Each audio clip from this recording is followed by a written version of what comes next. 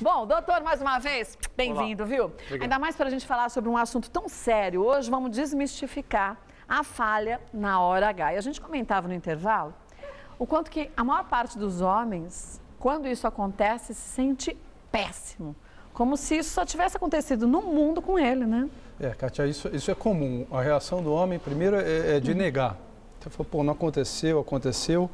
E ele sente medo, sente vergonha, tanto para dividir com a parceira o que aconteceu, como para dividir com o médico. Isso é uma coisa que acontece com as pessoas, dependendo da faixa etária. E, como eu falei, a melhor coisa é que existe tratamento. Olha, vamos começar com os mitos e verdades, porque assim você em casa também já vai se situando um pouco mais e pode mandar suas perguntas também, tá? mulheres@tvgazeta.com.br. Ó, se o homem falhar na hora H, já é considerado impotente. Mito ou verdade, doutor? Isso é um mito. É um mito? Não é porque ele teve uma falha ou que ele teve um problema específico que ele vai ser colocado como uma pessoa que não tem uma função erétil, que é como a gente chama a potência, a função erétil adequada. Agora, a maior parte das vezes que o homem falha, essa falha vem da saúde ou do emocional desse homem? As duas coisas. As duas coisas? Claro que depende um pouco da idade e da condição de saúde. Então, quando o homem mais jovem falha, existe um componente emocional. Eu não gosto da palavra psicológico, sabe? Porque eu acho que isso tem um pouquinho de... pode ser um pouco pejorativo. Né? Mas psicogênico, ou seja, vem da cabeça. Quando o homem é mais velho, ele tem mais coisa orgânica em termos de saúde. Mas, invariavelmente, nos grupos tem os dois fatores. Aí fico eu imaginando, o homem já falha nessa hora. Se a companheira também não tem a informação correta, pode ser um outro complicador para essa vida sexual ativa desse homem, né? Isso é importantíssimo, Cátia, importantíssimo. Porque você vai tratar o homem, existe remédio, existe tratamento, mas se ele não expuser para a parceira o que está acontecendo, que existe uma questão dele, que nem... eventualmente até existe um desajuste de casal, mas muitas vezes o casal está ótimo e ele tem uma falha. Mas se ele não expuser para a parceira e não trouxer a parceira para junto dele nesse momento, ele começa a ver ela como um desafio. E aí é mais difícil para resolver o problema. Mas como que a mulher deve agir nessa hora? A mulher tem que ser, como a palavra parceira é ótima, ela tem que ser cúmplice no relacionamento. Então teve uma falha, ótimo, está tudo bem. A reação das mulheres é achar que ela tem problema. A gente acha que está gorda, que o peito caiu, que o marido está traindo, não é verdade? Isso é muito comum. Então, a gente, como urologista, eu falo para os meus pacientes, você vai explicar para sua mulher que você gosta dela, que ela não está gorda, que você não tem outra, que é uma reação, porque ela teve um padrão de comportamento e agora ele não está indo bem.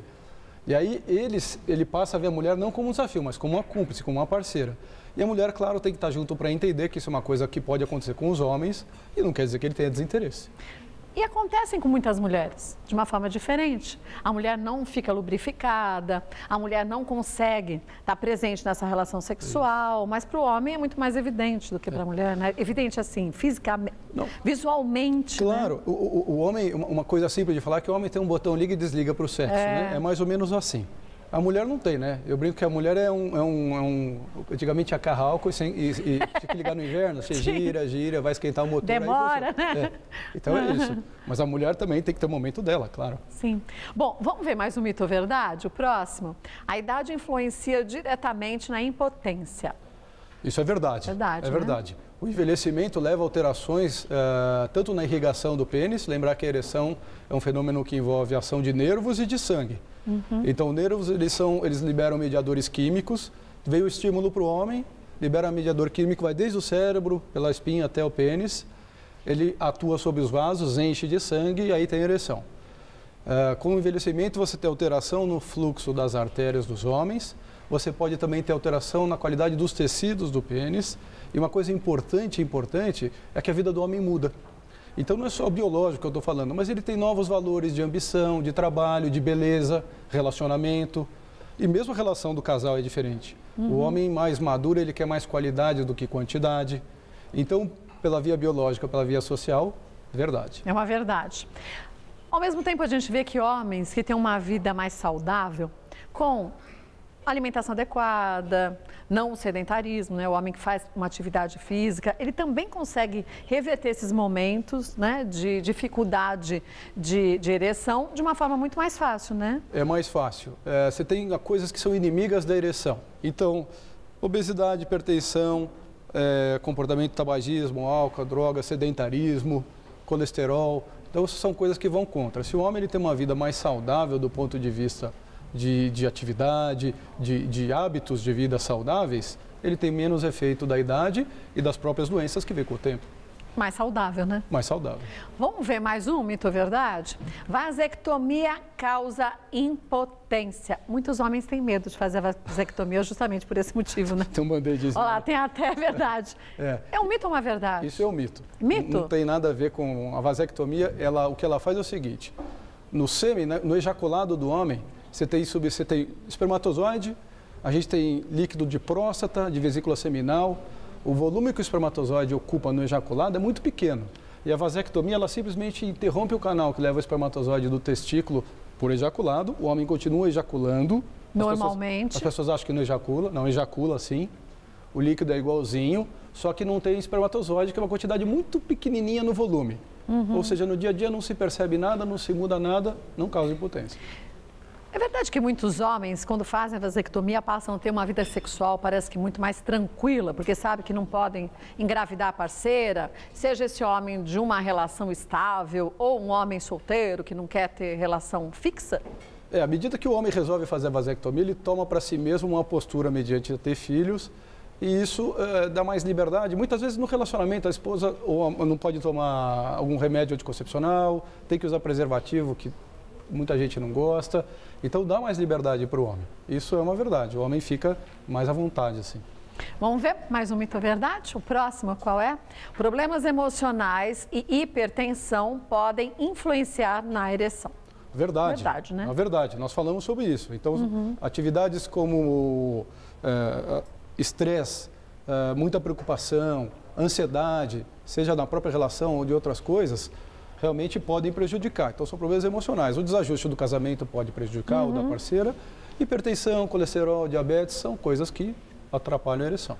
O estresse, né? Estresse. Tem tanta gente que sofre com estresse, mas o pior, gente, é que muitas vezes a gente não sente esse grau de estresse que está presente na vida da gente. O corpo, sabiamente, né, acaba dando uma falsa sensação que a gente está equilibrado, mas a gente já está no ponto de ter um piripaque, né? Eu brinco com os pacientes, quando a gente fecha a porta do quarto, os problemas continuam passando por baixo da porta, né? É verdade. Então, a cabeça da gente está em outro lugar, a gente não se alimentou direito, não dormiu direito. Existe também, para o homem ter ereção, ele tem que estar tranquilo. É o contrário o estresse tem muito de adrenalina, né? Tem um pouquinho, que tem isso na parte biológica. A adrenalina é aquele hormônio da agitação, da correria, e ele é contra a ereção. Os mediadores químicos que eu disse que vêm do cérebro, eles são do polo oposto. A adrenalina está aqui contra a ereção, são outros mediadores, que é óxido nítrico, acetilcolina, etc. Esses aqui são do paciente tranquilo. Adrenalina, estresse, vai mal.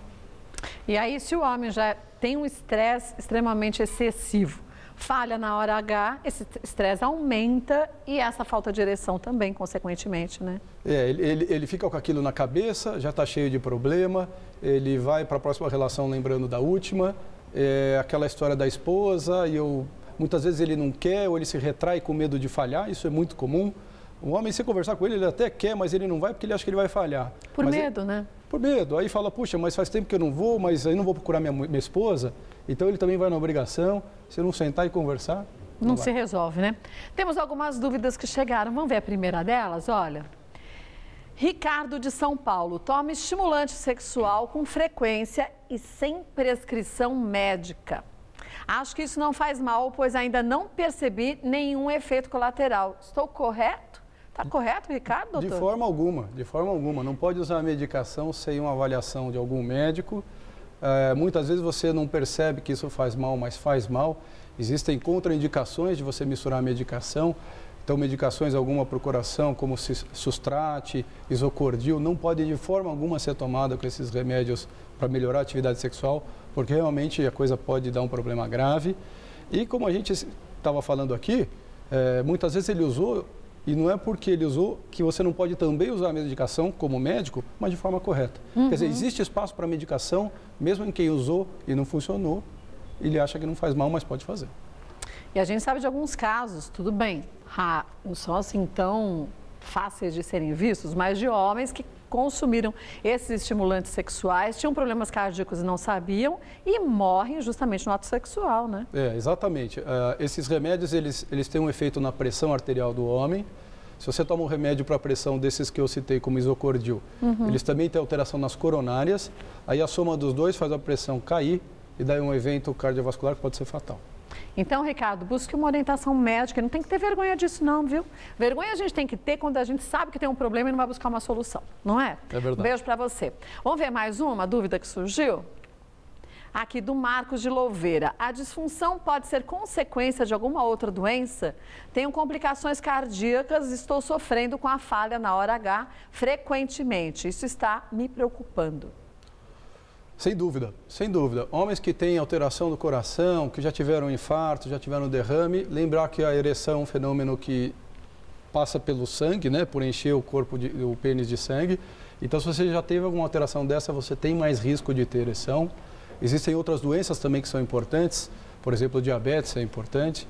Eu vou até inverter. Se o médico atende um homem com 50 anos de idade, que tem um problema de ereção, e que a gente descartou que seja uma coisa predominante psicogênica, mas que seja uma coisa mais orgânica, como médico eu sou obrigado a ir atrás de um diagnóstico de diabetes, porque ele tem 5 vezes mais chance de ser diabético que o mesmo homem de 50 anos que não tem alteração de ereção.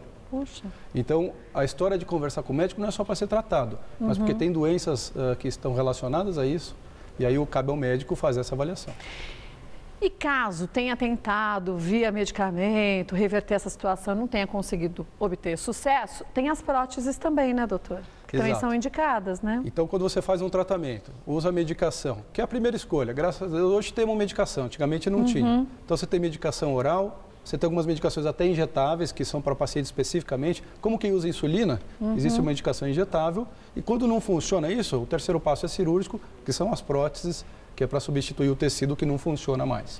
E, gente, mesmo que você, durante a relação sexual, você fique com medo, mas como eu vou fazer para ativar essa ereção via prótese? Não quero conversar com a minha parceira sobre isso. As mulheres nem percebem, é de uma forma bem sutil, né? A prótese, se for bem conversada, ela funciona muito bem. O paciente sai satisfeito, a parceira sai satisfeita. Existe estudo que mostra esse índice de satisfação acima de 80%, olha aí, desde que os dois estejam cientes de que está tudo bem.